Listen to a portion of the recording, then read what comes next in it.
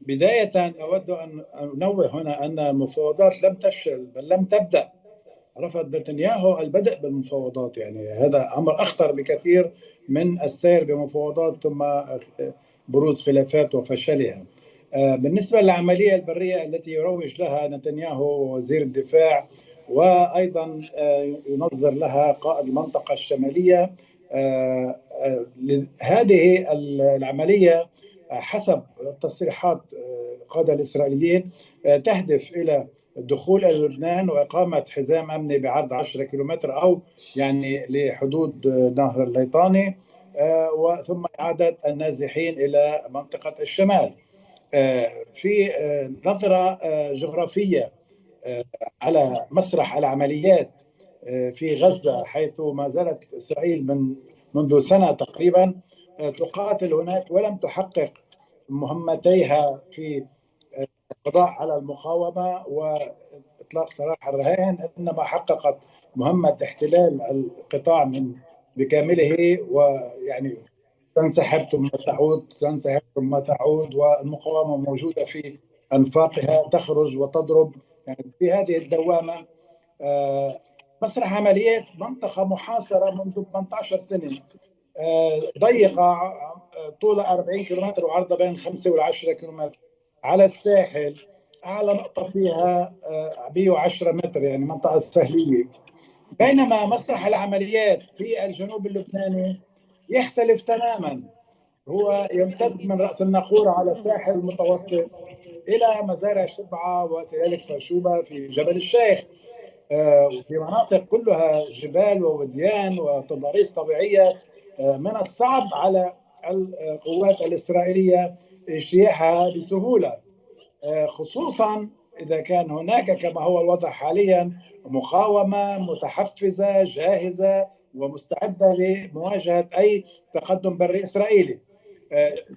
نلفت هنا أنه جرت 3 محاولات للخرق البري في مناطق قرب رميش وعيت الشعب، محاولات لم يتسنى لها النجاح أو خرق يعني أمطار عديدة فتصدت لها المقاومة، وهذا يعني نقوله لإظهار يقظة المقاومة على الحدود البرية بشكل دائم. اليوم محوري التقدم يعني المعتادين في لبنان، يعني الذي اعتمدته قوات الحلفاء ضد قوات المحور عام 1941، اجتياح من الساحل نحو مدينة صور، من نقورة إلى صور، واجتياح من الحولة إلى مرجعيون إلى البقاع، وأيضا 41 كان في محور السعسعة دمشق، هذاك موضوع آخر. عام 72 دخلت إسرائيل من هذين المحورين، وعام 1982 أيضا دخلت من هذين المحورين، بالإضافة إلى محور استجد يعني بسبب سهولة الدخول وعدم وجود مقاومة. اليوم يعني إسرائيل إذا حاولت أن تكرر ما فعلته عام 2006، إذا أنها يعني تلقت ضربات كبيرة في مناطق سهل مرجعيون وسهل الحولي، طيب صحيح، يعني وايضا عميد اليوم. عندما تسللت الى وادي الحجير، تسلل يعني بكل معنى الكلمه كونه وادي صحيح، طبعا. وكانت تتوقع ان لا يكون هناك مقاومه، لكن المقاومه كانت بانتظارها ونفذت مجزره الدبابات. هناك كلفه باهظه وعاليه جدا تصل لدرجه الاستحاله، يعني أقول ذلك انطلاقا من الجغرافيا التي لا يمكن أن يكذبها أحد، ممكن أن صحيح نكذب صحيح عميد، الوقائع ولكن اليوم والتاريخ. يعني الأسئلة تدور حول أنه يعني دائما عم نقول أنه ما بنتوقع هيدا الشيء، ولكن إسرائيل تستكمل يعني بعدوانها. ما كنا قايلين أنه منا قادرة توسع، ولكن رجعت ووسعت وشنت هذا العدوان منذ الاثنين الماضي بشكل أكبر. اليوم الداخل الإسرائيلي يعتبر بأنه يجب عدم منح المقاومة أي فترة راحة، وإصرار كبير وموافقة على خطط برية.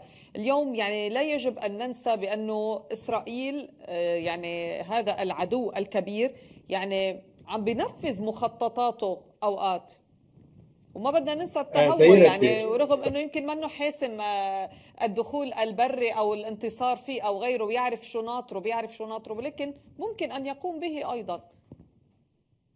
طالما أن الموضوع موضوع قوات جوية وطيران يقصف ومسيرات لديها معلومات وحرب تكنولوجيا لإسرائيل، داتا معلومات يعني عمرها 3 عقود عن كل لبنان، ليس فقط عن حزب الله، عن كل لبنان أيضا. هذا موضوع يعني لا جدال فيه أنها متفوقة. إنما عندما نأتي إلى مجال الدخول البري والقتال الجبهي المواجه مع المقاومة، فهذا موضوع آخر. يعني كل المخططات الإسرائيلية بما فيها يعني البيجر واللاسلكي وعمليات اغتيال، يعني ممكن تنفيذها. لا نقول ذلك، لأن يعني جهاز المخابرات العسكرية أمان ومعه الوحدة تتبع له الوحدة 8200، عندهم موازنة سنوية بين مليارين و3 مليارات دولار، يعني قد موازنة لبنان كله. لذلك عندهم امكانيات ضخمه، يعني بالاضافه الى الموساد. يعني انا اريد ان اشير الى ان موازنه وزاره الدفاع الاسرائيليه السنه الماضيه 26.6 مليار دولار. طيب. اليوم صدر تقرير يقول ان كلفه يوم القتال في اسرائيل 500 مليون دولار، يعني هناك انفاق كبير. هذا ينفع أين في التكنولوجيا وفي القوى الجوية، إنما لا ينفع على الأرض حيث هناك مواجهة حقيقية بين مقاتلين. لذلك صحيح. أعتقد أن بإسرائيل أن تقوم بهذه العملية، لأنها سوف تتعرض لخسائر بشرية كبيرة، والخسائر البشرية لها معنى كبير في إسرائيل. حاليا الأيام من الاثنين حتى اليوم ما جرى هو قصف بيئة المقاومة وشعب المقاومة، إذا صح التعبير، وبغية الضغط على حزب الله وعلى حلفائه حركة أمل وبقية حلفاء من أجل الضغط عليهم ليوقفوا إطلاق النار من طرف واحد في غزة، ويفصلوا المسار من نعم. في الجنوب، ويفصلوا المسار عن غزة. هذا هو نعم. العمل. أما صحيح. القصف في الوديان والكذا فيمكن أن تحقق نسبة 5% إصابة لبعض المراكز، لكن معظم هذه الوديان يعني هناك قصف على اهداف ليست لحزب الله.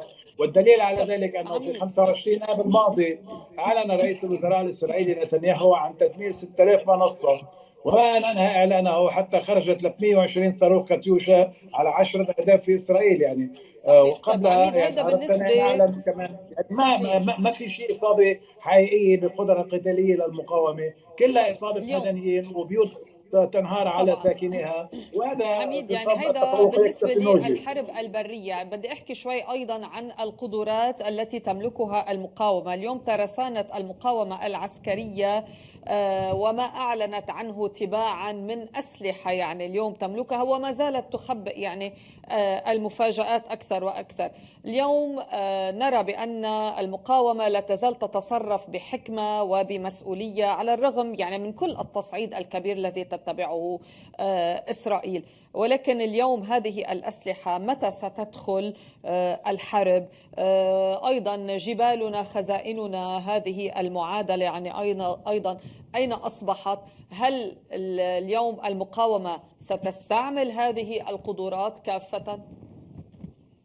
يعني سيدتي، نلاحظ منذ 8 أكتوبر 2023 عندما بدأت المقاومة بجبهة إسناد غزة، لم تستهدف أي موقع مدني في إسرائيل، كانت كل أهدافها عسكرية. حتى عندما قصف العدو الإسرائيلي بعض القرى وقتل مدنيين في النبطية وفي الرمان وبليدة وعيتا وقرى عديدة، كان الرد هو استهداف مستوطنات جديدة، مواقع عسكرية جديدة في العمق، يعني وصل إلى 18 كيلومتر في مناطق عديدة. يعني وكما أن القصف شمل المواقع العسكرية في الجولان المحتل. لذلك يعني هذا هناك مراعاة شديدة عند المقاومة بعدم قصف أهداف مدنية خشية تدحرج الوضع نحو حرب شاملة. صحيح. المقاومة لا تريد حرب شاملة في المنطقة وتنفذ ذلك في العمليات القتالية. بعد القصف يوم الاثنين جاء الرد باتجاه حيفا وقاعدة رماد دافيد 3 مرات، ومصنع رافائيل للصناعات الدفاعية العسكرية 5 مرات قصف. وهناك قصف وصل إلى الموساد في تل أبيب، وهذا أمر يعني بات يعني واضحا وصحيحا. وقصف يعني العفولة، يعني مناطق في العمق لكن كله يقتصر على أهداف عسكرية.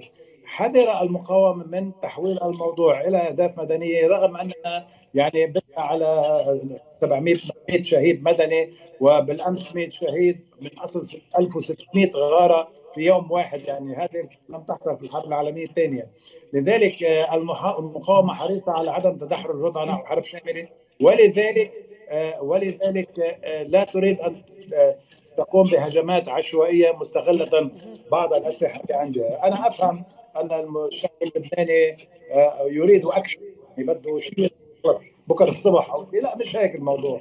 الموضوع هو حرب نقاط وحرب مدروسة وتأني، والتأني مفروض، مش إنه واحد فيه يستعجل وعم يتأنى، لا. صحيح. عم يتأنى لأنه لازم يتأنى، ما في يستعجل، ما في يحرق المراحل، وما في يتهور.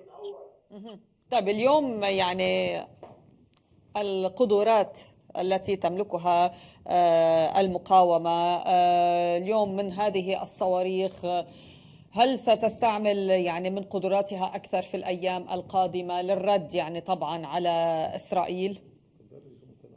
يعني أعتقد أنها سوف تفرج عن صواريخ كما أفرجت عن فادي واحد وفادي اثنين وفادي ثلاثة ثم قادر واحد. أعتقد ستفرج على إمكانيات جديدة، لكن ذلك يترتب على الهدف المنوي قصفه، ويعني الجو القتالي العام. يعني لذلك يعني أمس اليوم هناك عملية مهمة، قصف طبرية.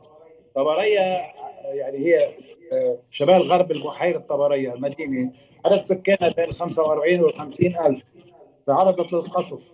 يعني بعيدة 40 كيلومتر عن حدود لبنان. يعني إذا تهجر قسم من طبرية وقسم من صفد وقسم من عارية وقسم من عكا، وقصفوا أيضا حي سكني في حي بكريوت، يعني إذا ضاعف أو تضاعف حجم عدد النازحين في إسرائيل، فذلك يشكل أكبر نكسة للعدو الإسرائيلي الذي شن هذه الحرب ليعيد النازحين، فإذا به يستقبل النازحين أضعاف ما كان عنده أساسا. لذلك هل العملية فرض مدروسة اليوم وبتأني. الإسرائيلي هل فرض اليوم الإسرائيلي معادلة جديدة، وما يحكى عن إعادة سكان الشمال؟ اليوم هو فرض معادلة جديدة، يعني إعادة سكان الشمال مقابل إعادة سكان الجنوب. هل هذا ما فعله الإسرائيلي؟ يحاول الإسرائيلي فرض هذه المعاهدة، لكن مع سيادة النازحين إلى إسرائيل أصبح لزاما عليه يفكر تماما كما اقترح دولة الرئيس نبيه بري وقرأناه في وسائل الإعلام، أن يتم وقف إطلاق نار متزامن في لبنان وغزة. هذا ما نريده، هذا ما نريده للحل الأساسي، لأن في حال تم اتفاق على وقف إطلاق نار في غزة يتوقف إطلاق النار آليا في لبنان. نتذكر في نوفمبر 2023 عندما تم اتفاق على هدنة 5 أيام تم خلالها تبادل أسرى، توقف إطلاق النار 5 أيام في لبنان. لذلك الموضوع جدي، والاقتراح الذي تقدم به الرئيس بري في وسائل الإعلام وصيغة بطريقة أو بأخرى في الدبلوماسية اللبنانية هو وقف إطلاق نار في غزة وفي لبنان. هذا الذي ينفعنا، وهذا هو الطريق الدبلوماسي والسياسي والعسكري الوحيد الذي ينهي حالة القتال. أما الغطرسة الإسرائيلية ولكن هذا ما ومحاولة قتل يرفضه المدنيين فإنها لن تؤدي إلى أي نتيجة.